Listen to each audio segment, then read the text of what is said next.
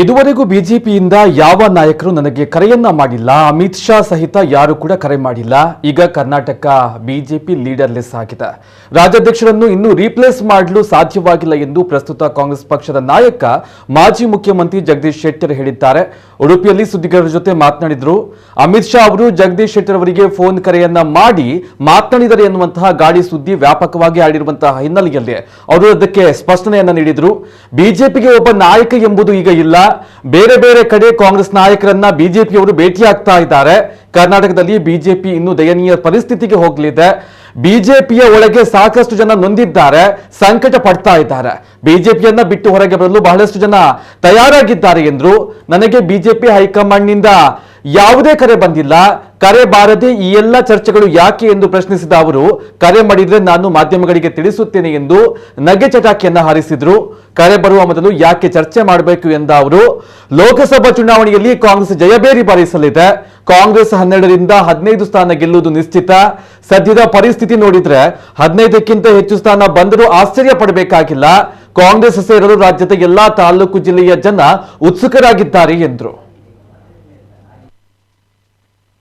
ಇಲ್ಲಿ ಏನಾಗ್ತದೆ ಅಂತನ ಅದರ ಬಗ್ಗೆ ನಾ ಹೆಚ್ಚು ಕಮೆಂಟ್ ಮಾಡಲಿಕ್ಕೆ ಹೋಗೋದಿಲ್ಲ.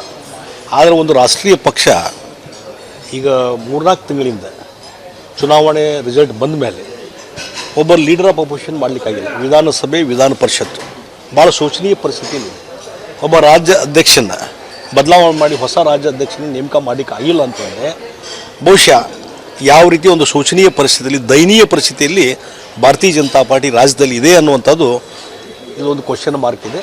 ಆ ಹಿನ್ನೆಲೆಯಲ್ಲಿ ಅದಕ್ಕೆ ಭಾರತೀಯ ಜನತಾ ಪಾರ್ಟಿಯವರಿಗೆ ಬಿಟ್ಟಂಥ ವಿಚಾರ. ಮತ್ತು ಇವತ್ತು ನರೇಂದ್ರ ಮೋದಿಜಿಯವರು ಪ್ರೈಮ್ ಮಿನಿಸ್ಟರು ಬಂದಿದ್ದಾರೆ ಮತ್ತು ಅವ್ರು ಬಿಟ್ಟಾಗಿಲ್ಲ ಅನ್ನುವಂಥದ್ದು ಆ ಶೋಚನೀಯ ಪರಿಸ್ಥಿತಿಗೆ ಮತ್ತೊಂದು ಕನ್ನಡಿ ಅಂತ ಹೇಳ್ಬೋದು. ಅಲ್ಲ, ಅದಕ್ಕೆ ಯಾವ ರೀತಿ ಕರ್ನಾಟಕದ BJPಯ ಪರಿಸ್ಥಿತಿ ಅನ್ನೋದಕ್ಕೆ ಅದು ಉದಾಹರಣೆ ಅಂತ ಹೇಳ್ತಾರೆ. ದಯನೀಯ ಪರಿಸ್ಥಿತಿಗೆ ಉದಾಹರಣೆ ನೋಡಿರಿ. ಅವ್ರ ಮಣ್ಣಲ್ಲಿ ಏನಿದೆ ನನಗೆ ಗೊತ್ತಿಲ್ಲ. ಆದರೆ ಭಾರತೀಯ ಜನತಾ ಪಾರ್ಟಿ ಕರ್ನಾಟಕ ಚುನಾವಣಾ ಫಲಿತಾಂಶ ಆದಮೇಲೆ, ರಿಸಲ್ಟ್ ಬಂದ ಮೇಲೆ ಯಾವ ದಯನೀಯ ಪರಿಸ್ಥಿತಿಗೆ ಹೋಗಿದೆ. ಒಂದು ಆಡಳಿತ ಮಾಡಿದಂಥ ಪಾರ್ಟಿ 120 ಸ್ಥಾನ ಇದ್ದಂಥದ್ದನ್ನು 65 ಸ್ಥಾನಕ್ಕೆ ಇಳಿದಂಥದ್ದು ಪರಿಸ್ಥಿತಿ.